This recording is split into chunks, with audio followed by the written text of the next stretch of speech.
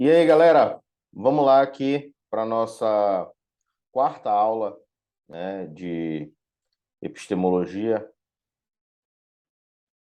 Só um segundo.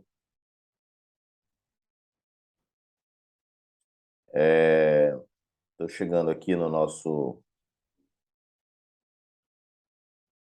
nossa heurística aqui. Vocês sempre me veem com fone de ouvido, né? É que eu gosto de ficar ouvindo música. Estou ouvindo uma banda chamada A Perfect Circle. O nome da música é o Restless. Vamos lá. Hoje a gente vai falar das limitações do falsificacionismo e vamos introduzir os programas de pesquisa. O que são essas coisas, né? Primeiro a gente vai dizer que o falsificacionismo tem algumas questões que precisam ser debatidas, algumas questões que precisam ser, digamos assim, superadas e se constatam como limitações. E aí a gente vai introduzir uma metodologia de programas de pesquisa que foi a metodologia proposta pelo Lakatos, né? Como forma de melhorar o falsificacionismo popperiano. É interessante isso, porque o Lakatos ele foi aluno do Popper. Outro aluno do Popper também foi Paul Feyerabend. E o Paul Feyerabend segue o caminho completamente contrário, que, né, com o intuito de destruir, né, completamente o falsificacionismo. E a gente vai se imergir nesses debates. Então, a primeira parte que a gente vai falar da aula, a gente vai falar das limitações do falsificacionismo, e depois a gente vai introduzir os programas de pesquisa. Tá? O primeiro elemento que a gente vai falar sobre as limitações do falsificacionismo, tá, tem a ver com a dependência que a observação tem da teoria e a falibilidade das falsificações. O falsificacionista, é bom a gente destacar, diferente do indutivista, ele acredita que a teoria influencia na observação, ou seja, que existe uma primazia da teoria frente à observação. Em outras palavras, a observação depende da teoria, tá? Agora, tem alguns elementos aí que a gente precisa olhar com um pouquinho mais de cuidado nesse sentido. Então, para o falsificacionista ingênuo, a falsificação das teorias é feita por meio da verdade das proposições de observações inconsistentes com elas. O que significa isso? Né? Que a falsificação é feita quando uma proposição teórica não bate com uma proposição de observação, tá? Já um falsificacionista sofisticado analisa o papel da confirmação, tá? E da falsificação também. A gente introduziu no final da aula passada a noção de conhecimento prévio, então o falsificacionista sofisticado já leva em conta isso. Ele não está só preocupado em refutar, mas ele está preocupado também com o papel da confirmação. Tá? Vamos lá. O que tem de comum entre o falsificacionista ingênuo e o falsificacionista sofisticado? É que eles acreditam, ambos, que a teoria é somente, né, é somente potencialmente falsa, ou seja, que só a falsificação pode ser garantida, tá? Enquanto a aceitação de uma teoria ela é sempre tentativa, é sempre quando uma teoria resiste aos testes. Então isso é um ponto em comum, né? Ambos concordam com esse ponto de que a teoria ela é sempre potencialmente falsa, tá? Nesse caso, né, as observações, por dependerem da teoria, elas também podem ser falíveis, o que torna mais complexa, tá, a análise do falsificacionismo. Tá? Por que essa questão? Né? Já que o falsificacionista é ingênuo, ele acredita que a proposição de observação é quem vai dizer se a teoria pode ser falsificada, aqui a gente introduz um novo elemento. A observação depende da teoria. Então, nem sempre a teoria está errada. Tá? Quer ver um exemplo? Né? Quando se observava Vênus a olho nu, mostrava-se que o planeta não mudava apreciavelmente de tamanho. Tá? O que estava errado aí? Tá? Estava errado o resultado da observação, que era feita com o instrumento errado. E esse instrumento errado se baseava numa teoria errada. Então, as duas coisas estavam incorretas, tá bom? Então, é sempre importante a gente saber que não existe de antemão como a gente avaliar quem é que está o falso, se é a teoria ou se é a observação, até porque as duas estão aí interligadas, tá? O Popper, né, que vai fazer, a gente vai criticar agora a defesa do Popper, que é considerada pelo Chalmers como inadequada.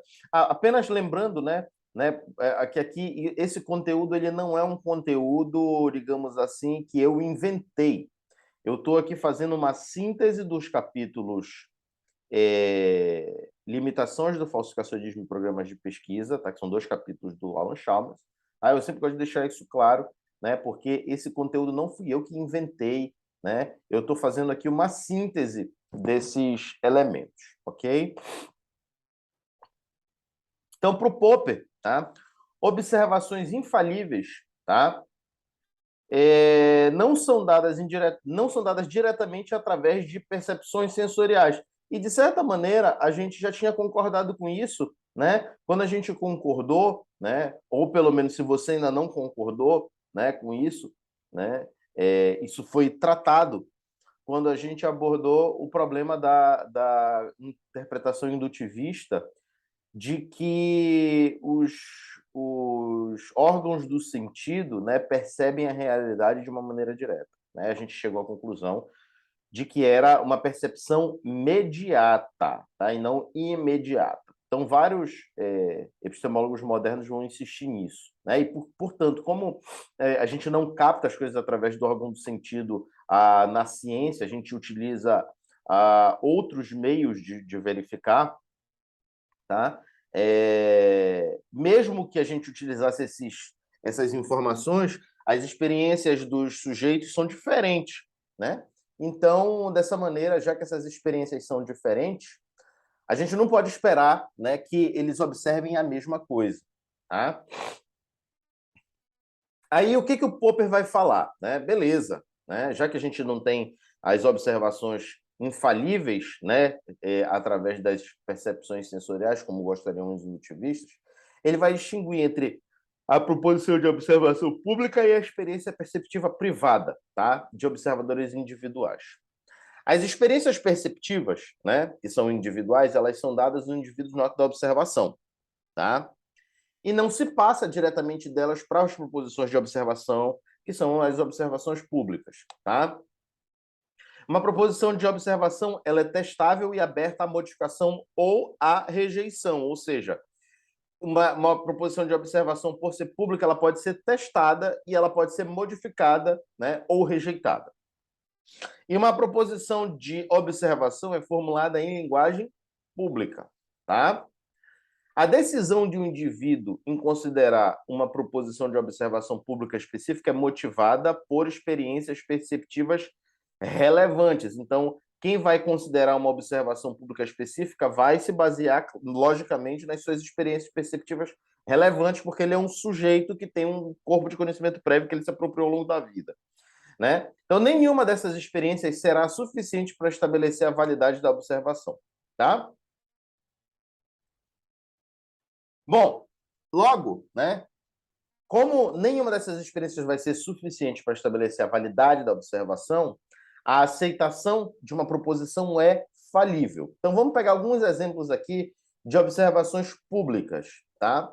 As luas de Júpiter são visíveis através de um telescópio. Marte é quadrado e intensamente colorido. Tá? Vamos lá. Essas duas proposições, elas são públicas porque elas podem ser testadas, apreciadas e criticadas. Se alguém vir, né, que Marte não é quadrado e intensamente colorido, isso pode ser apreciado e criticado, né? E se a gente não consegue ver as luas de Júpiter através de um telescópio, a mesma coisa, né? Então, exemplo, né? Galileu foi criticado com o argumento de que as luas eram aberrações no telescópio, ou seja, essa observação pública sobre as luas de Júpiter feitas por Galileu, ela foi criticada, né, porque os opositores afirmaram que essas luas não existiam e eram aberrações. Tá? Aí o que aconteceu? Os telescópios foram melhorados e, né, as luas de Júpiter novamente foram observadas. Tá? Então, o que aconteceu nessa proposição pública? A metodologia e o método foi melhorado. Tá? Por outro lado, né, a afirmativa de que Marte é quadrado e intensamente colorido, como gostaria Kepler, né, não sobreviveu às críticas e aos testes, mostrou-se, né, posteriormente uma outra forma para o planeta. Tá? Bom, para o Popper, a aceitabilidade de uma teoria é aferida pela capacidade de sobreviver a testes, como um bom falsificacionista, né? Vai dizer, olha, a gente aceita uma teoria que sobrevive a testes, senão a gente refuta, tá? Então, o Popper ele vai enfatizar o papel das decisões tomadas por indivíduos e grupos ao aceitar ou rejeitar proposições de observação. E aí, quando o Popper faz isso, ele coloca ele provoca a colocação de um elemento subjetivo no jogo, porque assim, se a gente tem proposições de observação que são públicas e eu vou fazer um juízo privado disso, a partir das minhas experiências e perspectivas, entra um elemento de subjetividade, tá? Então, as proposições de observação, com base nisso, também podem ser falsas. E isso derruba essa posição falsificacionista que coloca uma certa segurança nas proposições de observação. Vejam, tá? É como se fosse assim, o indutivista, ele coloca a crença no conhecimento científico como conhecimento verdadeiro porque ele parte da experiência que é verdadeira. O falsificacionista, ele faz uma mudança no conhecimento, na forma de ver as teorias e admite que elas sempre podem ser provadas falsas. Isso que é uma boa teoria científica. Mas aqui o Popper continua sustentando que as afirmações, as proposições de observação são sempre verdadeiras, né? E aí ele se enrola, né? Porque ele coloca a ênfase num elemento subjetivo quando essas proposições de observação seriam, né, objetivas e, portanto, né, elas seriam seguras. Então, não há base segura também para falsificar teorias. Aí que entra a principal limitação, né? A gente não pode refutar tão facilmente uma teoria porque não necessariamente essa teoria está errada por conflitar com uma proposição de observação. É isso que é a síntese dessa seção. 3, né? Elemento 3, seção 3. A complexidade das situações de teste realistas. Tá? A teoria, tá? Uma teoria real, é um complexo de afirmações universais. As teorias elas são mais bem entendidas como séries de teorias, né? Como a gente já começou a introduzir na aula passada. Então, uma teoria ela deve ser experimentalmente testada. Ok, isso é uma coisa que a gente concorda. Mas a teoria ela deve ser aumentada por outros elementos, como as leis, as teorias sobre o instrumento e as condições iniciais, que são a descrição do cenário experimental. Vou dar um exemplo, né? Observar um planeta pelo telescópio, tá? A teoria ela deve prever a orientação necessária para ver o planeta em um determinado tempo especificado. As condições iniciais, por exemplo, né, podem ser as posições anteriores do planeta e do Sol, né, que envolvem a descrição do cenário experimental. E as suposições auxiliares. Quando a gente está analisando um planeta, a gente está olhando a luz que é refletida por ele. Tá? Dessa maneira, o que acontece? Né? A gente precisa entender que quando a luz passa do vácuo para a atmosfera terrestre, ela está mudando de um meio para o outro. Então, a gente precisa ter uma correção para a refração da luz do planeta quando ela entra na atmosfera da Terra. E isso é uma suposição auxiliar. E aí, o que acontece se a gente tem uma falsificação? A única certeza que nós temos aí é que no meio desse saco de afirmações, desse balaio de gato, né, pelo menos uma das afirmações é falsa. Tá? Então vamos lá para um exemplo histórico, né, e não um exemplo hipotético. A teoria de Newton ela não explicava a órbita de Urano. O que tinha de problema aí que demandou muita pesquisa para ser descoberto? Um erro nas condições iniciais, porque não consideravam a possibilidade, né, de um novo planeta. Tá? Então, o cenário experimental não levava em consideração esse outro elemento. Tá? Outra questão histórica foi que o Tycho Brahe afirma ter refutado a teoria copernicana através da verificação de paralaxe devida ao movimento da Terra. Ou seja, o Tycho Brahe refutou a teoria copernicana, o sistema heliocêntrico. Só que ele cometeu um erro nas suposições auxiliares, porque ele considerou a distância das estrelas fixas muito pequena. E um cálculo mais realista iria mostrar que a paralaxe era muito pequena para ser detectável pelos instrumentos de Brahe. Tá? Então, aí no caso eu mostrei para vocês um erro nas condições iniciais e um erro nas suposições auxiliares. Então, você veja, né? A teoria pode estar errada, as condições iniciais podem estar erradas, as suposições auxiliares podem estar erradas. Tá? Então, tem um monte de coisas que podem estar incorretas, além da teoria. E isso complica muito mais o cenário aqui da nossa discussão. Então, o que a gente pode fazer? Existe, né, vamos falar assim, um subterfúgio, tá? De que a teoria sempre pode ser protegida da falsificação quando se desvia a falsificação para outra parte da complexa teia de suposições. Como, por exemplo, jogar o problema para as suposições auxiliares, jogar o problema para as condições iniciais, e entre outras coisas que podem estar incorretas. O quarto elemento de limitação do falsificacionismo é que ele é inadequado em bases históricas. Eu vou começar logo aqui com o pé na porta, né, para falar para vocês que toda teoria científica tem proposições observacionais incompatíveis com ela, seja numa etapa anterior ou posterior ao seu desenvolvimento. Vou dar exemplos aqui, né? Por exemplo, a teoria da gravitação de Newton, né, que assumiu aí, digamos assim, um lugar exponencial na física do século XVIII, principalmente, né? Ela foi falsificada por observações da órbita lunar. Tá? Mais tarde, a precessão do periélio de Mercúrio mostrou-se como outra falsificação da teoria, claro, muito posteriormente, né? Então, essa teoria ela foi engavetada, tá? Desculpa, essa anomalia ela foi engavetada. Posteriormente, ela vai ser resolvida pela teoria da relatividade geral de Einstein, tá? Mas esse problema aí ficou como o calo o calo não, a pedra no sapato do Newton, tá? O átomo de Bohr, né, por exemplo, melhor, o de Rutherford, ele irradiaria classicamente em 10 a menos 8 segundos, o que de início já falsificaria a teoria, né, do modelo atômico de Rutherford, por exemplo, porque os átomos estariam acelerados pela fórmula de Larmor, né, se ia haver uma emissão, né, de radiação e, portanto, um colapso da matéria em 10 a menos 8 segundos. E, ora, 10 a menos 8 segundos não dá nem tempo da gente piscar, tá? Maxwell propõe a teoria cinética e percebe que a mensuração do calor específico dos gases a falseiam, ou seja, no ato da proposição da teoria cinética, ela é incompatível com a mensuração do calor específico dos gases. Então, você vê, são teorias exponenciais na física, teorias muito importantes na física, né? Que de início já partiram sendo falsificados por alguma coisa. Então, a teoria sempre vai ter um falsificador potencial, né? Que vai ser, de fato, verificado mesmo no início ou em etapa posterior ao seu desenvolvimento. Então, dessa maneira, esse falsificacionismo mais ingênuo, ele é inadequado em bases históricas.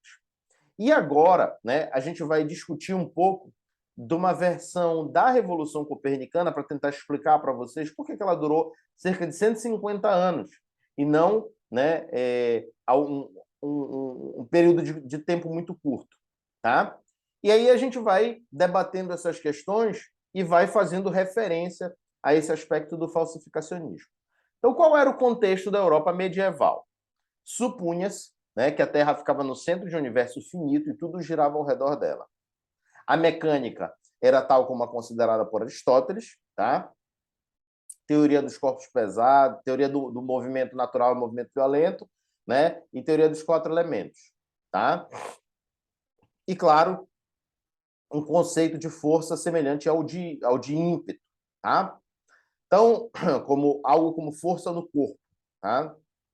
O Ptolomeu elaborou um sistema astronômico detalhado, especificando órbitas da Lua, do Sol e dos outros planetas. Então, a astronomia ptolomaica explicava bem os fenômenos na época, né? Não é da gente dizer assim, nossa, os caras eram muito burros, não percebiam. Não, na verdade, o arranjo deles era compatível com as oportunidades objetivas da época, tá? O Copérnico projetou o sistema heliocêntrico que desafiava a ordem científica vigente, tá? O Copérnico ele fez isso, tá?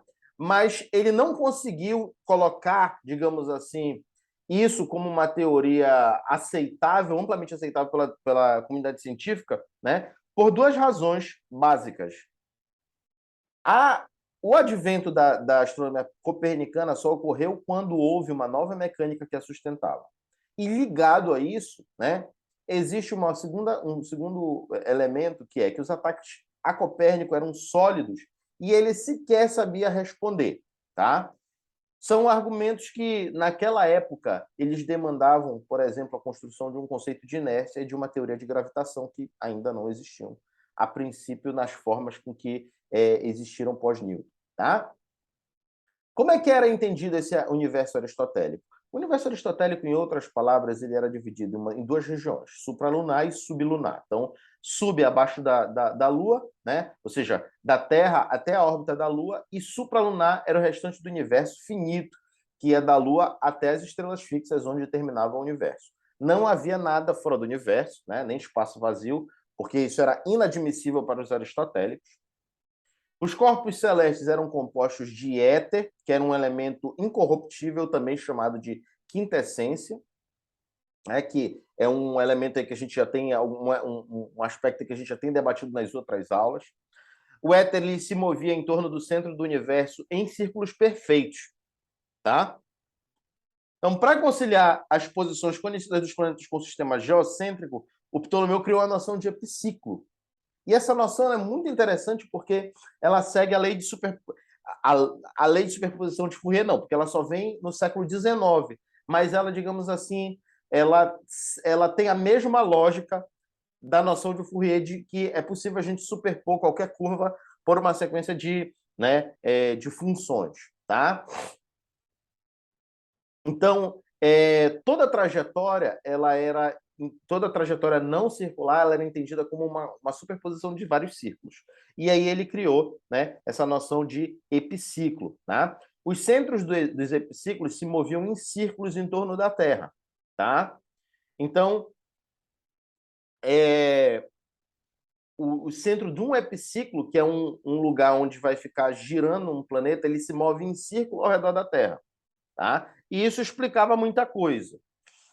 A região sublunar, né, que era a região abaixo da Lua, era marcada pela mudança, pelo crescimento, declínio, geração e corrupção, que é o que acontece aqui na Terra. Né? As coisas mudam aqui na Terra. Admitia-se, né, que nada mudava acima da região supralunar, justamente porque ela era perfeita e lá habitavam os deuses. Tá? Todas as substâncias na região supralunar eram feitas de éter, e por isso que essa região era perfeita. E todas as todas as substâncias da região sublunar eram feitas dos 4 elementos, que era terra, água, ar e fogo, tá? Em sua gradação crescente de leveza ou decrescente de gravidade, tá? Diga-se de passagem, a teoria da gravidade é uma teoria dos corpos pesados, né, digamos assim, dos corpos graves. Por isso que ela tem esse nome. As proporções relativas dos elementos determinavam as propriedades das substâncias constituídas por eles. Tá? Então, se tem mais terra e um pouquinho menos de água, ele vai ter um formato. Se ele tem mais água do que terra, se ele tem mais fogo, ele é de mais uma característica, né, de acordo com essa proporção relativa. Né? Ele tem, sei lá, 80% de terra e 10% de fogo, sei lá, ele é terra seca, né? Areia, por exemplo. Ele tem 100% de água, ele é água. Ele tem 50% de terra e 50% de água. Né? Então, é uma terra tipo meio molhada, uma argila, por exemplo. Né? Então, as proporções relativas dos elementos determinavam as propriedades das substâncias constituídas por eles. Cada elemento tinha um lugar no universo em termos de gravidade. Então, a Terra, né, era o centro do universo, era o mais grávido. Por isso que a Terra tem que ficar no centro do universo. Cara, esses caras eles construíram um arranjo conceitual tão coerente internamente e com tanta validade de coisa externamente que era difícil de você falsear. Claro, né? Hoje em dia não tem argumentos para você ser terraplanista, argumentos racionais, tá bom? Muitos desses argumentos são argumentos emocionais. A gente não vai entrar aqui na seara da discussão de como você dialogar com um terraplanista, porque também esse não é o objetivo do curso. Né? Isso aí está mais para uma aula de psicologia, da educação, uma coisa dessa natureza. Tá? Mas é importante que você entenda que, nesse período, né, o que se tinha de instrumento de observação era o olho nu, né, gente? Então, eles formularam uma teoria baseada numa metodologia de observação natural. A mudança metodológica vem só com Galileu no século entre o século XVI e o século XVII. Tá? Vamos lá. A água ela compunha a superfície da Terra, o ar compunha a atmosfera, logo acima da Terra, e o fogo era o mais leve da atmosfera, mais próximo à Lua. Né? Então, eles estão em ordem de gravidade. O movimento poderia ocorrer de duas formas, que era o natural, que ocorreria em linhas retas em direção ao lugar natural. Por exemplo, você abandona uma pedra, ela vai cair em direção ao centro da Terra. Já o movimento violento, ele pressupõe uma causa. Então, tipo, por exemplo, um cavalo puxando uma carroça, né? Você empurrando um armário na sua casa. Isso daí, para ele, seria entendido como um movimento violento. Tá? Quais eram os argumentos que eram dirigidos contra Copérnico, que eram baseados nessa mecânica aristotélica? O primeiro era o argumento da torre. Tá? Bom, se a Terra está em movimento e ela não é o centro do universo, ela logicamente vai estar em movimento. Então, em cima de uma torre, a gente deixa uma pedra cair de uma torre e a Terra se move, o objeto vai cair longe dela. Esse era o argumento dos caras. Eles não tinham conceito de inércia. Né? Como o que acontece é diferente disso, o argumento de Copérnico estaria incorreto. Então, como a gente joga uma pedra, né, de uma torre e ela cai no pé da torre, ou joga uma pedra do topo de um mastro e cai no pé do mastro, então a Terra tem que estar parada. Né? Então, esse que era o primeiro argumento que o Copérnico não sabia explicar. O segundo é o que a gente chama de argumento do carrossel. Óbvio, não tinha carrosséis nessa época. Tá? Mas se a Terra está girando, por que os objetos não são lançados para fora dela? O Copérnico também não sabia descrever isso, não sabia explicar isso. A Terra deve estar parada. Tá? Não há paralaxe nas observações, nas posições observadas pelas estrelas, né? Então, a Terra tem que estar parada também. E Marte e Vênus não mudam de tamanho a olho nu, o que era outro argumento para a Terra estar parada. Tá? Então, o Copérnico ele lança uma teoria revolucionária, né? Logo depois ele vai dizer que não é para as pessoas entenderem isso como uma representação da realidade, mas um bom modelo matemático que ajuda a prever várias coisas, né? E a gente vai debater isso um pouquinho mais do ponto de vista histórico. Tá? Eram as vantagens de Copérnico. As vantagens de Copérnico eram muito poucas na época. Né? Ela explicava, por exemplo, o movimento retrógrado de outros planetas. O que é esse movimento retrógrado? O planeta ele regressa, tá, a intervalos regulares. Ele interrompe o seu movimento em direção ao oeste entre as estrelas e retoma o seu caminho rumo ao leste antes de continuar novamente o deslocamento para o oeste. Então, isso é facilmente explicado, né, por uma trajetória, né, ou circular ou elíptica. Né? O Copérnico não falava bem em elipse, né, falava em círculos, tanto que ele também utilizava a noção de epiciclo, né, nesse sentido. Né? Então, no sistema ptolomaico, né, esse movimento retrógrado ele era explicado de maneira ad hoc por meio de epiciclos. Tá?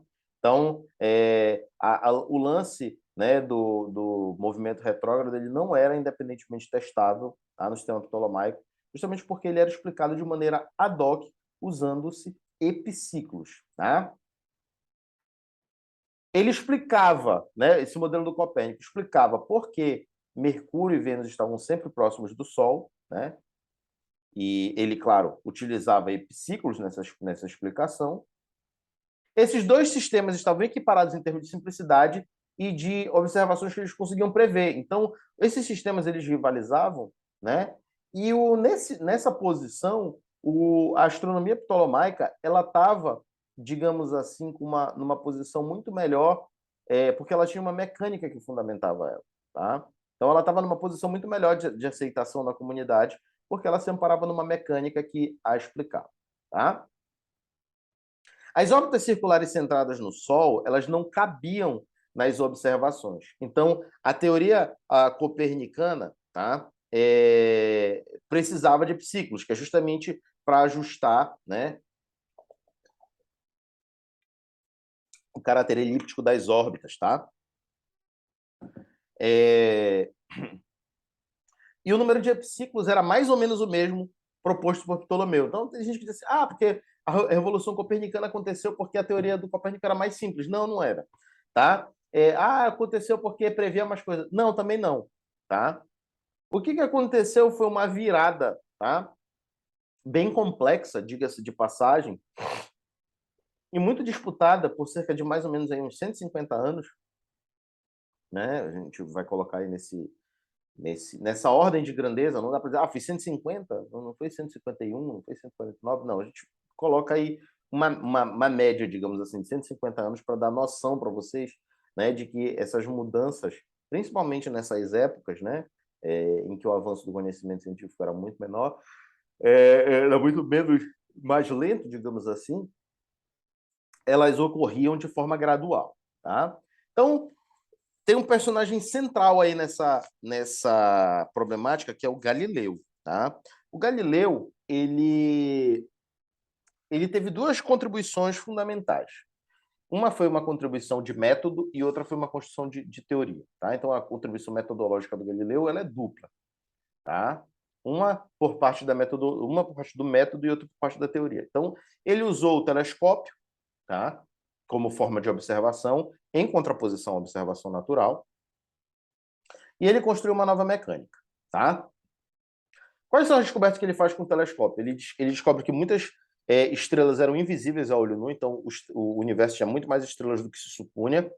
As luas de Júpiter, tá? Que eram pedra no sapato dos ptolomaicos. As crateras e montanhas na superfície da Lua, outra também problemática para outra teoria. A mudança no tamanho aparente de Vênus e Marte. E ele descobriu também que Vênus tinha fases como a Lua. Então, quais são essas implicações? As luas de Júpiter desmontam o argumento da torre, de que se a gente tem um objeto que está numa torre e a gente larga, só a Terra tem que estar parada, né, para que esse objeto não caia atrás. Então, o mesmo argumento valia para as luas de Júpiter. Se Júpiter tem luas, então essas luas têm que ser deixadas para trás. Se a Terra está se movendo, a lua da Terra tem que ser deixada para trás. E o Galileu viu, olha, Júpiter tem luas e elas estão se movendo junto com o planeta. Tá? As crateras e as montanhas da Lua faziam a ideia de uma região supralunar incorruptível. Tá? E as fases de Vênus também se tornaram um problema para a explicação dos ptolomaicos. Então, o Galileu, sem querer, levanta o problema metodológico do telescópio ser mais adequado ao olho nu. E aí, quais são as implicações disso? Logicamente, você lidar com o telescópio, você precisa de uma teoria ótica, coisa que o Galileu não usou. Tá? A primeira teoria ótica surgiu com Kepler e foi aperfeiçoada posteriormente no século XVII. Tá?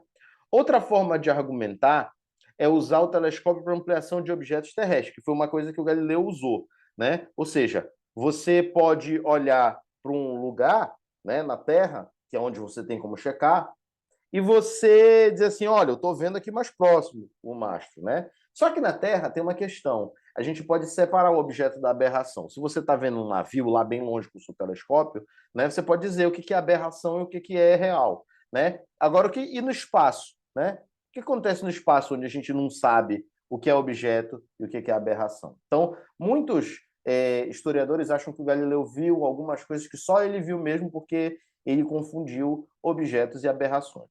Tá? A maior contribuição do Galileu, entretanto, ela foi teórica, que foi a mecânica. Por quê? Porque na mecânica de Galileu ele consegue distinguir velocidade de aceleração, que são conceitos dificílimos, tá?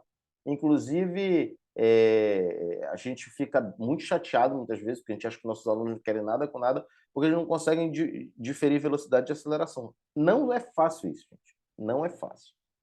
Ele encontrou a aceleração de queda livre comum a todos os corpos, encontrou uma relação entre distância e tempo, né, que é a relação quadrática, né, na queda livre, propôs uma lei circular da inércia, que depois foi aperfeiçoada por Newton, tá? Ou seja, ele propôs o germe da ideia de inércia, analisou a independência dos movimentos de projéteis e desenvolveu o conceito de movimento relativo, né? Além de introduzir, logicamente, o que hoje a gente chama de referencial inercial. Tá?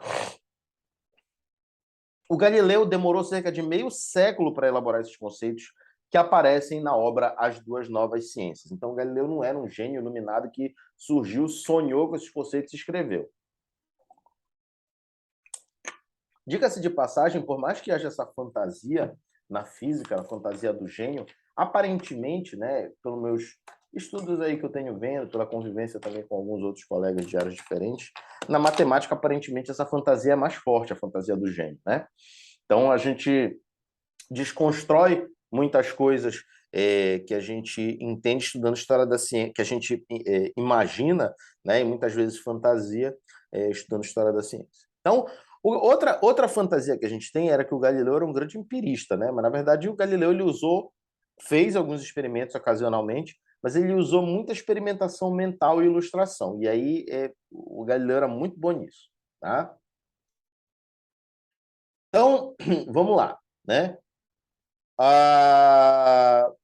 Com essa nova mecânica, foi possível fazer objeções, né, a argumentos que, digamos assim, minavam o sistema heliocêntrico. Como, por exemplo, foi possível depor o argumento da torre, né? Porque o objeto preso ao topo de uma torre e em movimento solidário com ela continua com esse movimento. Então, isso permite com que a Terra esteja se movendo, tá? O que acontece, né? Se você está num referencial aqui se movendo, né, solidariamente, o que acontece? Quando você é, é, quando você abandona esse objeto, ele está com uma componente x de velocidade para cá e ele acelera em queda livre para baixo. Se você estiver acompanhando isso de um referencial que está se movendo, junto com ele, você vai observar uma queda livre. Se você estiver de fora, você vai observar uma trajetória parabólica. Isso a gente explica para os nossos alunos lá nas primeiras aulas de física. Ponto material e trajetória, né? Mas por que isso acontece? Justamente por causa do conceito de inércia, né? Se o objeto está aqui em cima da torre e a torre está se movendo junto com a Terra, logicamente esse objeto compartilha essa mesma velocidade da torre, né? Então, quando ele cair, ele vai cair justamente no pé da torre, porque ele vai ter se deslocado aqui na direção X, o mesmo que a torre se deslocou no mesmo intervalo de tempo. Então, ele tem a mesma velocidade dela.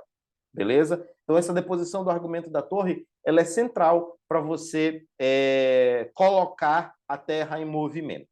Então, usando esse argumento, ele mostra que o mesmo, né, acontece quando a gente abandona o objeto de um mastro. Então, o que acontece? O mesmo processo, né, acontece quando a gente abandona o objeto de um mastro, né? Ou seja, se a Terra está se movendo, né, e os objetos estão acompanhando ela porque estão com a mesma velocidade dela, tá? A gente pode observar isso também no mastro. Quando a gente vê um navio se movendo, não é porque o navio está parado que o objeto cai no pé do mastro. É por causa da ideia da inércia, tá? Então, o Galileu não projetou uma astronomia detalhada. Quem fez essa astronomia detalhada foi o Kepler, tá? Então, o Galileu, ele, por mais que ele tenha criado a mecânica, juntado a matemática com a mecânica e, portanto, tenha dado abertura para juntar a astronomia com a mecânica, né? Ou melhor, com uma mecânica moderna, porque a mecânica e a astronomia sempre tiveram juntas, né? De certa maneira, não foi ele que construiu uma teoria da astronomia detalhada, tá? O Kepler, por sua vez, descobre as órbitas elípticas, que eliminava a noção de epiciclo e que dessacralizava a noção de círculo como figura perfeita, tá? Aceita até então. Então, ele tinha à mão os dados melhores que os dados do Copérnico, né? Lógica, por razões óbvias, né? Porque ele viveu depois, tá? Ele encontra aqui o que hoje a gente chama as leis de Kepler, né? A lei das órbitas, as leis das áreas e as leis dos períodos, tá? Já Newton, né, formula uma concepção de força mais bem definida nos princípios, tá? A partir dos trabalhos de Galileu e de Kepler. Ou seja, Newton traz a noção de força, ele traz a noção de inércia, ele constrói uma lei de gravidade. Ou seja, quando Newton ele diz que ele observou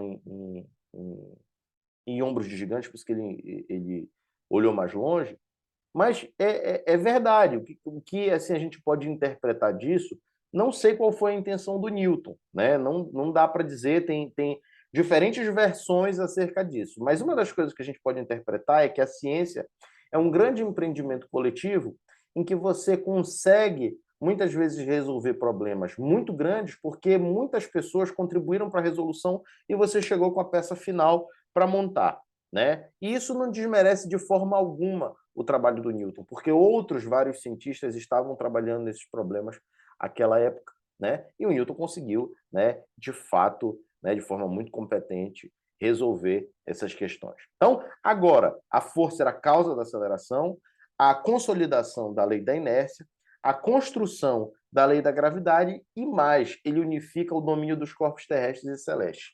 Então, se os corpos terrestres funcionam, né, na mesma lei que os corpos terrestres, corpos celestes e terrestres na mesma lei, então aquela noção de região supralunar e sublunar, aquilo ali não faz mais diferença nenhuma, né? O que acontece, né? E é por isso que a teoria de gravitação é uma teoria universal de gravitação, né? A gente chama de gravitação universal justamente porque o que acontece na Terra vale para todo lugar do universo, tá? O Newton ele trabalha em alguns casos específicos, né, que envolvem a órbita da Lua, a rotação da Terra, a oscilação da Terra sobre o seu eixo, o desvio dos planetas da lei de Kepler devido à massa finita do Sol, ou seja, ele considera aí o problema que hoje a gente chama de problema de massa reduzida, né, e as forças interplanetárias. Então, em outras palavras, né, a revolução copernicana, né, explicada, ela coloca que os indutivistas e falsificacionistas não explicam a Revolução Copernicana, porque se fosse assim, a primeira falsificação, né, da teoria ptolomaica já seria suficiente para a gente ter, né, a teoria copernicana, né, em jogo. É a mesma coisa, a teoria copernicana, se fosse intrinsecamente melhor, já teria, né, não teria sofrido, né, a rejeição por parte de testes, tá? E pior para os indutivistas, né? Porque os indutivistas eles creem nessa cumulatividade do conhecimento, quando na verdade existem continuidades logicamente no conhecimento científico, mas existem também muitas rupturas, como a ruptura entre o sistema copernicano e o sistema ptolomaico, que são totalmente incompatíveis um com o outro, né? Não são incompatíveis em alguns pontos, eles são completamente incompatíveis, tá? Exceto, né, por alguns detalhes, como, por exemplo, a noção de epiciclo, né? Mas posteriormente a gente vê que também não são necessários. Os novos conceitos de força e inércia não surgem como resultado de observação e experimentação cuidadosa, o que é desculpem-me aqui a expressão, né, gesticular que eu fiz, mas é um forte abalo, né, na fundamentação do edifício indutivista, tá? Não surgem também da falsificação de conjecturas audaciosas e da substituição contínua de uma conjectura audaciosa por outra, tá? Então, na verdade, são séries de teorias que são abandonadas em favor de outra série de teoria. Houve manutenção das concepções novas a despeito de falsificações aparentes. Então, em alguns problemas, como, por exemplo, o problema da órbita da Lua, né, a falsificação da teoria newtoniana já era imediata, né? Ele teve que fazer diversas modificações ali nas condições iniciais, né, nas suposições auxiliares, para que, né, os resultados convergissem e harmonizassem. Então, houve produção coletiva aí demorada. Então, desse ponto de vista, a Revolução Copernicana é um excelente exemplo que falseia o falsificacionismo ingênuo e o sofisticado, né, e o indutivista. Tá? Passamos para a segunda parte da aula, né, que são as teorias como estruturas, os programas de pesquisa. A gente vai ver na próxima aula outro tipo de estrutura, que são os paradigmas. Tá? E aí a gente vai colocar e Lakatos para debater um com o outro, né, por meio aqui das ideias deles. Mas hoje a gente vai, né, finalizar aí falando sobre os programas de pesquisa. As teorias devem ser consideradas como um todo estruturado, tá? Retomando o que a gente acabou de falar, os falsificacionistas e indutivistas não fazem uma descrição que abarca a complexidade da ciência, tá? As teorias, elas precisam, em primeiro lugar, ser consideradas como estruturas, tá? Visto que, historicamente, essas teorias parecem se desenvolver em séries de teorias, em conjuntos de teorias. Tá? E a dependência da teoria com a observação é complexa, como a gente já falou. Tá? Só que, quanto mais precisa e informativa a linguagem em que se expressam os conceitos, mais precisos eles são. Tá? Por exemplo, o conceito de massa é mais preciso que o de democracia, porque ele desempenha um papel central em uma teoria. Então, toda teoria é um conjunto de conceitos, tá? É um conjunto, digamos assim, todo elemento de conhecimento, ele é um conjunto de teorias que envolve um conjunto de conceitos, tá? Os conceitos eles só podem ser definidos em termos de outros conceitos cujos sentidos são dados. Se os sentidos desses forem dados por meio de definições, teríamos um regresso infinito. Esse sentido ele não pode ser dado por definição. Né? Você definir massa, você vai definir massa como em relação com outro conceito. Então é sempre assim, a força é definida como em relação com a massa e a aceleração, a massa com respeito à força e aceleração. Então, é sempre esses conceitos eles estão relacionados, tá? Então, sempre afirmativas e categorias estão relacionados uns com os outros de maneira dialética, de maneira que você não pode reduzir o conhecimento científico ou a um ou a outro, tá?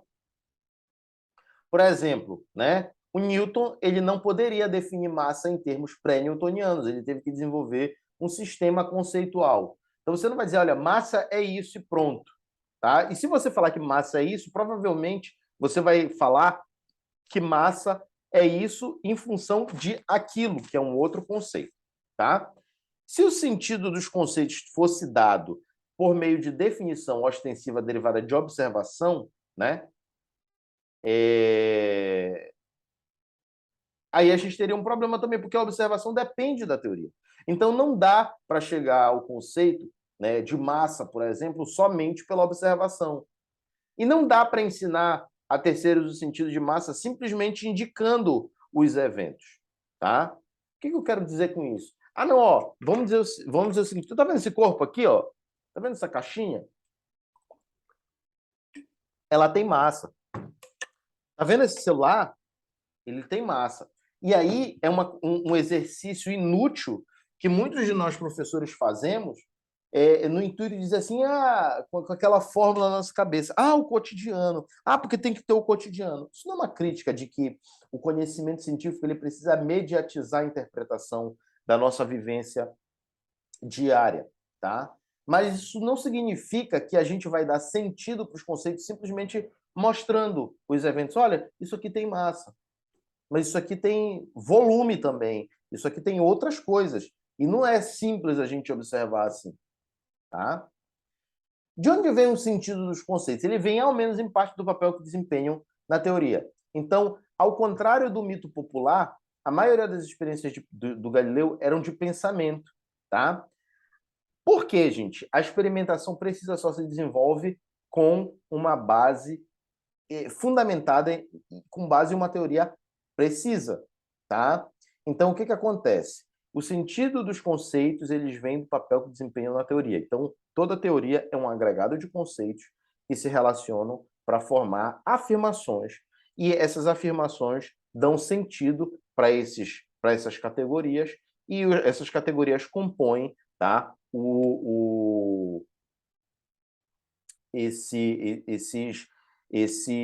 essas afirmações. E, sobretudo, essa teoria ela se refere a um conjunto de problemas. Tá? Gaston Bachelard vai falar isso de forma bem interessante, porque ele vai dizer, né, que a teoria, né, ela surge como resposta a um problema. Tá? Então, você já vê, né, que toda teoria surge como resposta a um problema. Então, o problema ele tem relevância, tá, na definição desses conceitos. O conceito surge inicialmente como uma ideia vaga, e o seu esclarecimento é gradual e depende do desenvolvimento da teoria no qual ele se insere.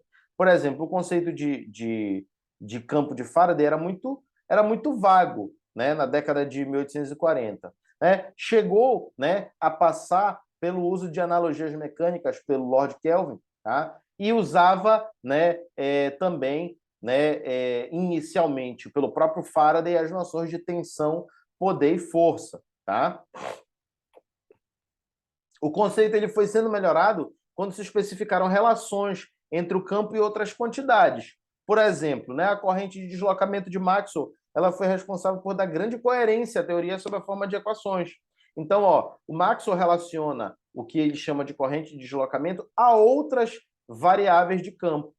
E essas equações de Maxwell vão interrelacionando as quantidades de campo. Você relaciona o campo elétrico com a carga elétrica com o campo, o campo magnético com o campo elétrico variável, um campo elétrico variável com o campo magnético com a corrente elétrica. Então, esse sistema, né, de conceitos aí que é criado pelo Maxwell, ele torna mais precisa, né, a teoria de Faraday. Tá? Inclusive, um dos propósitos do Maxwell foi justamente melhorar a teoria do Faraday e fazer uma espécie de síntese entre Faraday e as ideias do Ampère, embora o Ampère não estivesse lidando com o campo. Né? Era uma síntese mais metodológica do que teórica, ou seja, o Ampère expressava as coisas em termos matemáticos, o Faraday em termos qualitativos. Como é que a gente pode expressar essa teoria do campo em termos matemáticos? Era isso que o Maxwell queria fazer a partir do trabalho do Faraday. Inclusive, ele dá uma ênfase tão grande para o conceito de éter que ele quer construir um modelo mecânico do éter. Depois ele abandona isso. A gente vai discutir isso na aula sobre eletromagnetismo, né? Mas isso aqui fica aqui um exemplo de como a teoria de campo do Faraday foi melhorada com a constituição de relações entre o campo e outras quantidades. Então, com a teoria de Maxwell, o campo elétrico assume um alto grau de clareza e precisão. E foi aí que os campos ganharam independência própria e o éter pareceu dispensável, né? Lá aí na roupagem da relatividade especial. Tá? Por quê? Até então havia uma base mecânica para o conceito, e aí a relação entre os campos torna isso aí desnecessária. Claro, não é Maxwell que vai perceber isso. Quem vai perceber isso posteriormente é o Einstein. O Maxwell simplesmente abandona o modelo mecânico do éter, faz a relação entre os campos e fala da energia no campo, mas sempre com aquele fundo mecanicista ainda. Essa transição para algo menos mecanicista já vem no século XX. Tá? Bom, então, dito isso, que os conceitos eles só podem ser definidos em termos de outros conceitos, cujos sentidos são dados, tá? Por meio do papel que desempenham numa teoria, tá? A gente passa para a noção, para a discussão de algumas razões pelas quais as teorias deveriam ser vistas como estruturas. São 3 razões, tá? A primeira é histórica, a segunda é epistemológica e a terceira é teleológica. Vamos começar pela epistemológica, que foi a que a gente deu início nessa discussão. Os conceitos eles só adquirem sentido por meio de uma teoria coerentemente estruturada e historicamente contingente. O que é contingência histórica? É a dependência das condições históricas que se processam. Como eu falei para vocês em uma outra aula, né, certos aspectos, né, como, por exemplo, a teoria da eletrodinâmica, foram revolucionários no século XIX, mas não são mais no século XXI. Tá? Então, isso é um exemplo de contingência histórica. Um outro exemplo de contingência histórica, a gente vai discutir na aula de eletromagnetismo, é a história do conceito de carga elétrica. O conceito de carga elétrica teve 2 frentes de pesquisa, uma que considerava 2 tipos de carga e outra que considerava um tipo só. A gente só vai conseguir descobrir que são 2 cargas a partir do século XIX, quando a gente começa a estudar descargas elétricas, né? Ou seja, não tinha como descobrir antes disso, tá? E, claro, né, a descoberta aí da relação carga-massa do elétron, o desenvolvimento dos modelos atômicos só facilitaram isso. Tá? Tem uma razão histórica, que é a evidências históricas que as teorias se formam em estruturas conceituais e não como teorias isoladas. E uma razão teleológica, né, de que a ciência tem um telos. E o telos dessa ciência, né, na perspectiva do Chalmers, é o progresso dela. A ciência precisa progredir. Existem outras visões de telos de ciência, mas a que a gente vai utilizar é essa, né? A ciência precisa crescer e a maneira pela qual ela cresce é por meio de teorias como estruturas, tá? Então, as teorias devem ser estruturas abertas para oferecer um programa de pesquisa.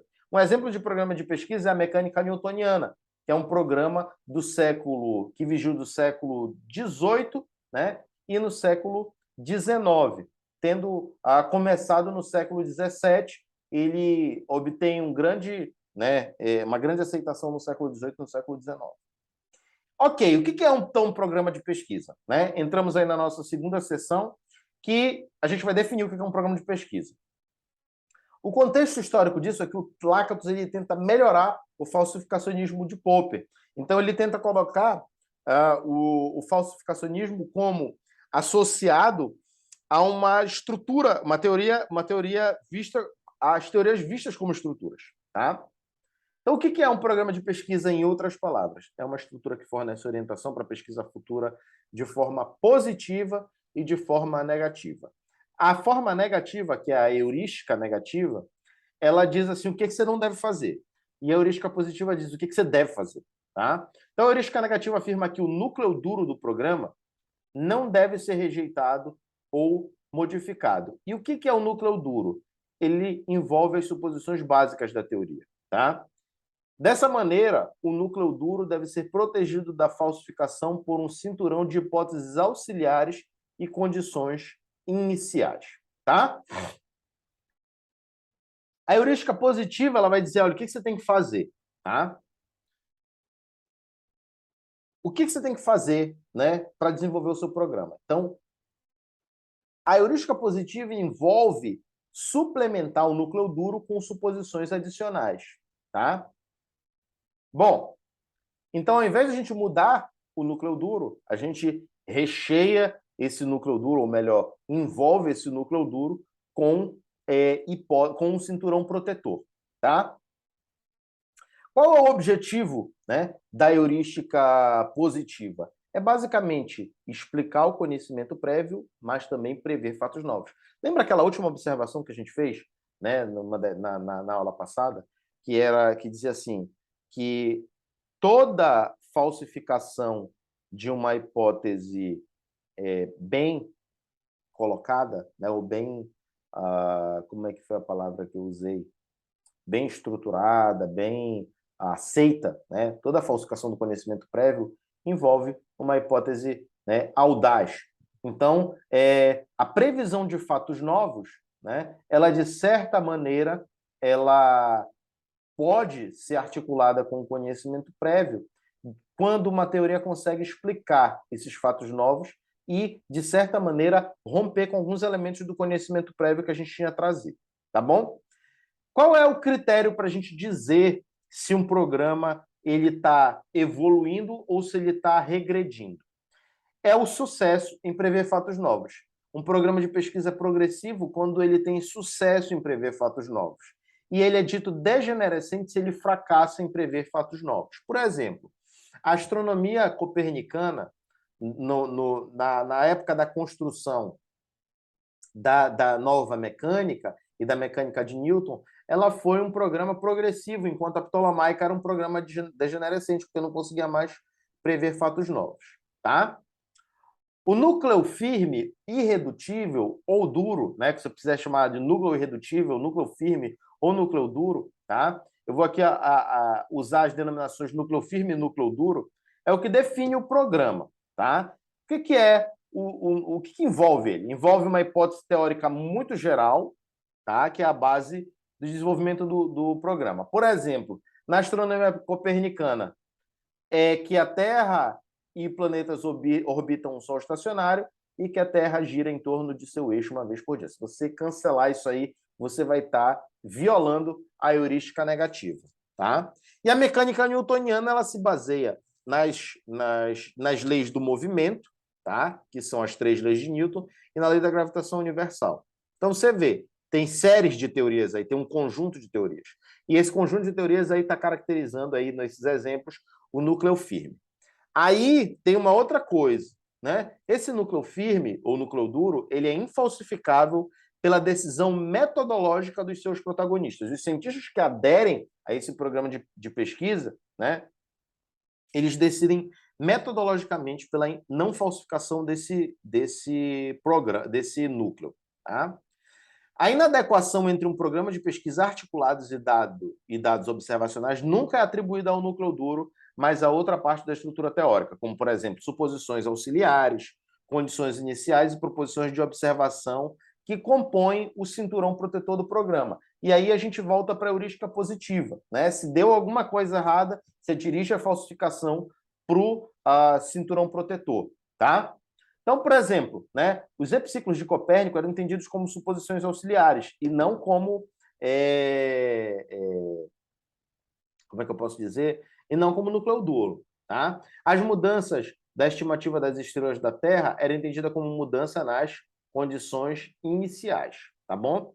Quando não se segue a heurística negativa, né, o pesquisador optou por abandonar o programa, tá? Ou seja, já que o núcleo firme ele é considerado infalsificável pela decisão metodológica dos seus participantes, né? Quando alguém diz assim, não vou seguir isso, eu vou falsear o núcleo firme, dane-se, né? O pesquisador abandonou o programa. Por exemplo, o Tycho Brahe abandonou o programa copernicano quando ele supôs, né, que todos os planetas, exceto a Terra, giravam, né, em torno do Sol, né, que rodava em torno de uma Terra estacionária. Então, olha isso. A Terra estava aqui, o Sol girava ao redor da Terra e os planetas giravam ao redor do Sol. Então, quando o Tycho Brahe coloca essa suposição, ele está abandonando o programa copernicano e criando um novo programa de pesquisa a partir, né, dessa consideração para resolver esse problema. Tá? No que tange a aceitação do núcleo firme, o Lakatos e o Popper, eles são muito parecidos, né? Então, as proposições de observação, elas se referem a particulares e a aceitação metodológica se refere a universais. É por isso que eles se parecem, né? Porque, a aceitação metodológica, né, do núcleo firme, né, ela se refere às teorias universais. E essas proposições de observação, elas se referem às situações particulares que vão levar, claro, à direção da falsificação, se for o caso, ao núcleo, ao cinturão protetor. Tá? A heurística positiva, ela é mais ampla, diz o que o pesquisador deve fazer para explicar e prever fatos novos. Então, o que o pesquisador tem que fazer? Ele tem que modificar não só hipóteses auxiliares, condições iniciais e proposições observacionais, mas também melhorar, mudar técnicas matemáticas e experimentais. Tá? Por exemplo, era preciso usar técnicas matemáticas adequadas para lidar com os epiciclos na astronomia copernicana. Era necessário também melhorar as técnicas de observação. E era necessário, né, fundar teorias, tá, que governassem o uso desses instrumentos. Então, você veja, a mudança não é só teórica, ela é também no método. Tá? E ela é, naturalmente, se é na teoria e no método, ela é metodológica. Tá? A mudança ela é metodológica no cinturão protetor. Tá? Como é que funcionava a heurística positiva no caso de Newton? Newton inicialmente imaginou Terra e planetas como pontos, né? Isso aí são condições iniciais, né? E hipóteses auxiliares. Aí depois ele começa a modificar isso, né? Na verdade, são mais hipóteses auxiliares do que condições iniciais. As posições da Terra e dos planetas, que as posições iniciais desses planetas, é o que caracteriza as condições iniciais desse problema. Tá? O Sol se move em virtude da influência mútua de um planeta, então o Newton começa a considerar o movimento do Sol em virtude da influência gravitacional mútua. Aí depois ele muda essas hipóteses auxiliares considerando o tamanho finito dos planetas e tratando-os como esferas. Depois ele assume a possibilidade de giro, né? Aí muda as condições iniciais, né? Considera as forças gravitacionais entre os planetas, aí mais uma hipótese auxiliar. Desenvolve também um programa experimental, né? Que depois vai ser, né, verificado aí com a balança de Cavendish, né? Desculpa, com a balança de torção de Mitchell por Cavendish, tá? Usa também hipóteses auxiliares, como, por exemplo, o tratamento da refração, né, para lidar com isso. Né? O que tem a ver a refração? Bom, para você observar um planeta, a posição dele é mudada em virtude da refração que sofre na Terra, porque o caminho óptico que a luz atravessa vai ser diferente em virtude da mudança de meio. É que nem você dizer assim, tem uma moeda no fundo da piscina. se você fosse estimar, ela parece estar mais próxima, né, de você, né, do que se você observasse ela assim, a água da piscina, entende? Então, esse uso de hipóteses auxiliares é importante, né? Previa a necessidade de construção de aparatos sensíveis também para detectar, né, a força gravitacional. Então, dentro desse programa experimental, tá essas duas últimas coisas que eu mencionei para vocês. O uso de hipóteses auxiliares para tratar a refração e a necessidade de construção de aparatos sensíveis para detectar a força gravitacional, como a balança de torção. Tá?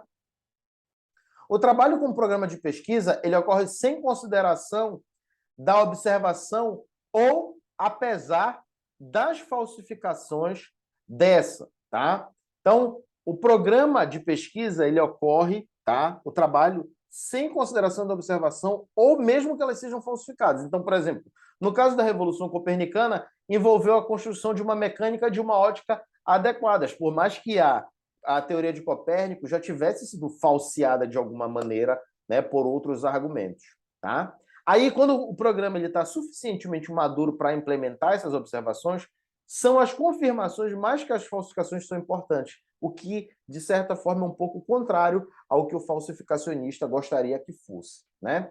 O falsificacionista ingênuo, ele coloca a falsificação como um elemento assim muito importante. O falsificacionista sofisticado, né, ele relativiza um pouco essa noção e a metodologia dos programas de pesquisa ela relativiza um pouco mais, porque vai ter momentos em que a falsificação é mais importante e que a confirmação é mais importante, tá bom? Então, por exemplo, a astronomia ptolomaica ela já não previa mais fatos novos, enquanto a astronomia newtoniana previu Netuno, né? E foi verificada em escala de laboratório, né? Ou seja, nesse caso, o que está contando mais? A confirmação da existência de um planeta novo, a verificação em escala de laboratório, né? Mais do que a falsificação, né? Tinha uma falsificação da teoria newtoniana, como por exemplo na observação da precessão do período de Mercúrio, isso não conta tanto quanto, né, uma confirmação de uma hipótese audaz. Tá? E o mérito de um programa de pesquisa deve ser avaliado das duas maneiras que seguem. Então, a primeira, um grau de coerência que permita um programa definido para pesquisa futura, ou seja, o programa de pesquisa permite a constituição de novas pesquisas, e se ele prevê fenômenos novos, ao menos ocasionalmente. Então, um programa de pesquisa progressivo ou meritório, ele tem que estar sempre coerente para permitir pesquisa futura e sempre estar prevendo os fatos novos, pelo menos de tempos em tempos, tá? E como é que funciona a metodologia num programa de pesquisa? É o nosso terceiro ponto de discussão aqui nessa sessão. O trabalho científico no interior de um único programa de pesquisa envolve expansão e modificação do cinturão protetor, ou seja, a heurística positiva. Os movimentos permitidos não devem ser ad hoc, porque as modificações devem ser independentemente testáveis. Quer um exemplo? Leverrier e Adams trabalham na órbita do planeta Urano. Tá? Qual é essa questão? Né? Urano tinha uma órbita completamente desviada. Isso aí levou, o que eu já tenho comentado, à descoberta do planeta Netuno. Tá? Eles mudam as condições iniciais e admitem a existência de outro planeta próximo. Tá? Esse planeta ele era independentemente testável e levou à descoberta de Netuno. Por que ele era independentemente testável? Porque eu podia botar o telescópio e observar da mesma forma que eu observei que a órbita de Urano estava desviada. Tá? Outro cientista poderia ter proposto mudar a teoria ótica que governava a operação dos telescópios, e aí ocorre uma mudança nas suposições ou hipóteses auxiliares. Tá? Esse movimento seria científico se novas aberrações pudessem ser testadas, por exemplo. Né? Alguém poderia ter suposto algo sobre a refração da atmosfera terrestre, para dizer, a órbita de Urano está perturbada porque a luz que chega nele muda de caminho, e aí a gente, na verdade, essa perturbação não existe e a gente só está vendo ela porque a gente não tem um instrumento adequado. Tá? Então, esse movimento seria científico, né, se previssem nova característica da atmosfera da Terra. Então, veja, a gente vai mudando algumas coisas no cinturão protetor e esse movimento ele vai ser científico se a gente pode testar outras coisas ou prever fatos novos, né? Ocasionalmente, alguém propôs uma mudança nas condições iniciais, isso levou à descoberta do planeta Netuno e o ajuste da órbita de Urano. Mas poderia ter sido qualquer outra coisa. Então, por isso que essa relação entre teoria e observação ela não é simples, como os falsificacionistas ingênuos e sofisticados gostariam e como os indutivistas gostariam. A teoria, a metodologia dos programas de pesquisa permite uma visão muito mais adequada e muito mais descritiva do que essas outras visões que a gente acabou, de certa forma, de desconstruir. Então, olha um exemplo aqui da negação da heurística negativa e a proposição de hipóteses não testáveis independentemente. Vamos supor aqui uma hipótese ad hoc. A gente pode dizer que o movimento de Urano é a si mesmo, né? E a gente diz assim, não, esse aqui é uma exceção. O movimento dos planetas funciona em órbitas elípticas, né? Da forma com uma força inversa do quadrado da distância, exceto Urano. Então, a gente transformaria Urano em alguma coisa que não é independentemente testável, seria uma hipótese ad hoc, né? Isso não é muito bem aceito, não é bem aceito pela metodologia dos programas de pesquisa, tá? E, né, a negação da heurística negativa poderia vir, né, do fato de que você poderia supor que a força é diferente do inverso do quadrado da distância. Se você está dizendo que a força é diferente do inverso do quadrado da distância, você está rejeitando a hipótese fundamental do núcleo duro da mecânica newtoniana, que é a teoria de gravidade. Tá? Bom, na metodologia dos programas de pesquisa, as decisões de reter ou rejeitar a hipótese dependem, logicamente, dos resultados de testes experimentais.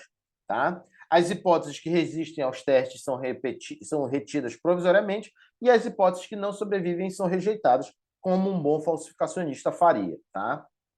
Então, a gente pode entender que a metodologia dos programas de pesquisa é um entendimento falsificacionista muito mais sofisticado do que os falsificacionismos que a gente apresentou até então.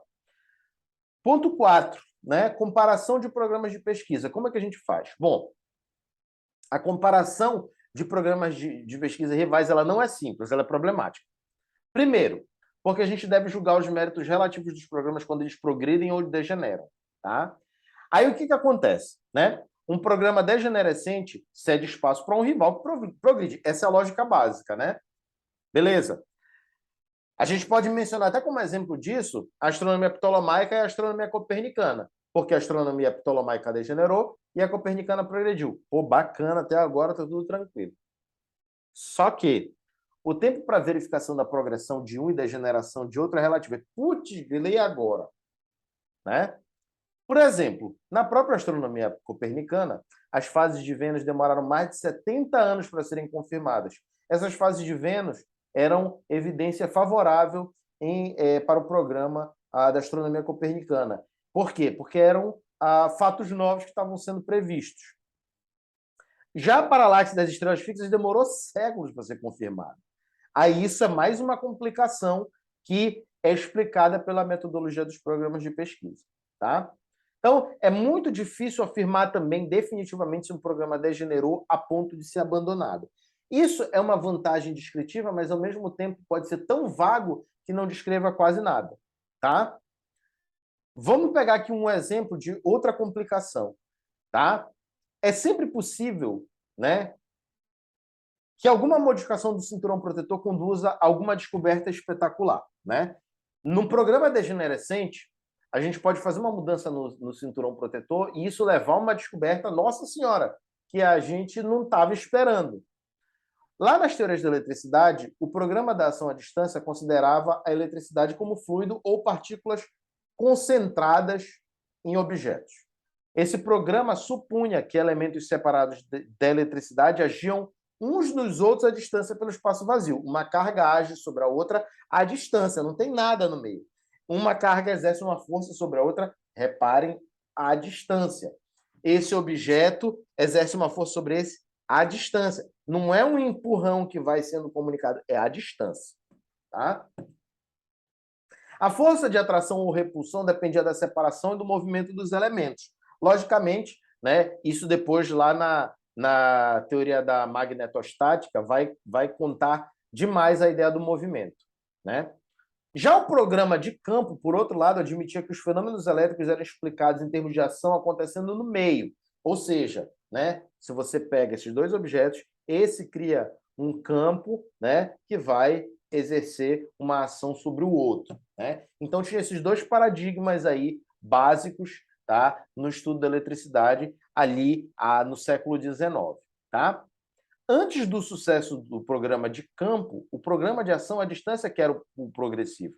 Esse programa de ação à distância levou à noção de que era possível armazenar a eletricidade, o que quer que você entenda como eletricidade nessa época como um fluido, na verdade, né, nessa época como um fluido, na garrafa de Leyden. Inclusive, essa ideia de fluido, que foi a ideia, não, vamos, se a eletricidade é um fluido, vamos tentar armazenar um campo.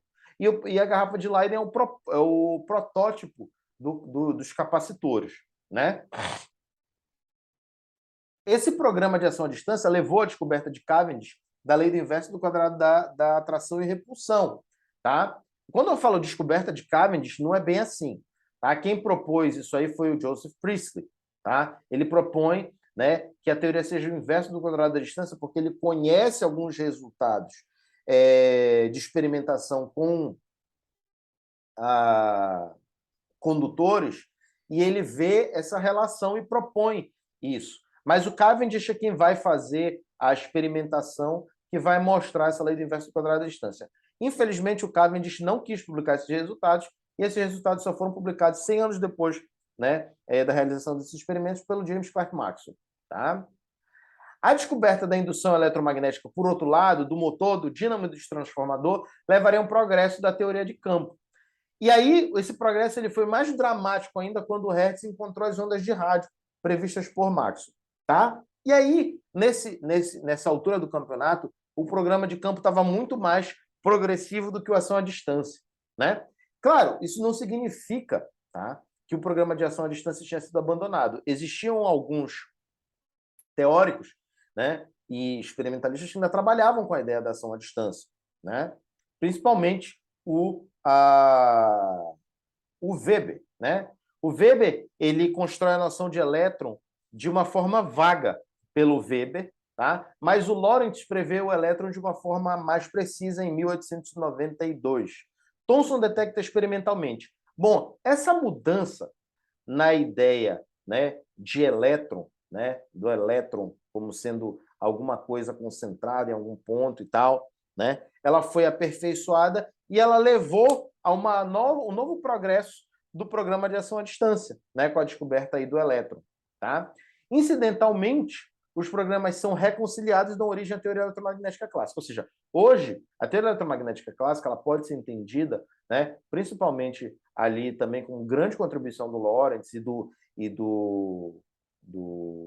Olivier Heaviside, como uma síntese entre o programa de ação à distância e o programa de ação mediada por campo, tá? Porque agora o campo é responsável por exercer uma força sobre as partículas. Então, os campos medeiam a interação entre partículas. Isso é uma síntese.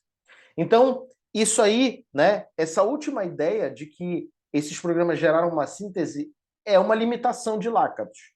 Por quê? Porque talvez esses programas de pesquisa não sejam tão autônomos quanto quis o Lakatos, né? Então, esses dois programas de pesquisa, de certa forma, se fundiram num só, né? Numa nova teoria, né? Que é a teoria eletromagnética clássica. Tá? Tem mais uma outra coisa que é importante observar. A gente não consegue antecipar os méritos de uma teoria. A gente só consegue, de um programa, desculpa. A gente só consegue reparar os méritos desse programa de forma retroativa, ou seja, olhando para trás, olhando para como a história foi desenvolvida. Tá bom? Então, na aula de hoje, a gente discutiu as limitações do falsificacionismo e os programas de pesquisa, né? A gente discutiu a dependência que é a observação da teoria e a falibilidade do processo falsificativo, né? O de falsificatório, né? Que basicamente coloca também a ideia, ou reitera a ideia que a gente já tem discutido, que as observações também são falíveis. A gente discute a defesa inadequada do Popper, que, tentando trazer uma ideia objetiva, ele coloca um elemento subjetivo em jogo. Né? A gente introduz aí também a complexidade das situações de teste realistas, onde a gente discute as condições iniciais, as suposições auxiliares e as leis, o papel disso que vai ser fundamental para a gente considerar, né, a existência de um programa de pesquisa. Vamos discutir e argumentar que o falsificacionismo, assim como o indutivismo, ele é inadequado em bases históricas, e vamos fazer essa contextualização na Revolução Copernicana. Tá? Na segunda parte da aula, a gente argumenta que as teorias devem ser consideradas como um todo estruturado. A gente introduz os programas de pesquisa de Lakatos. A gente discute como é que é a metodologia de trabalho num programa de pesquisa e a gente fala sobre a comparação dos programas de pesquisa, tá bom? Na próxima aula, a gente vai falar de paradigmas e comparar o racionalismo, que é a vertente filosófica que o Lakatos segue, e o relativismo, né, que é a vertente que o Kuhn segue a revelia. Ele lutou contra essa pecha de relativista, mas ele não conseguiu, porque cada vez que ele tentava se explicar, ele só se complicava. Tá bom, gente? Um excelente final de semana para vocês. Espero que curtam essa aula e um forte abraço a todos.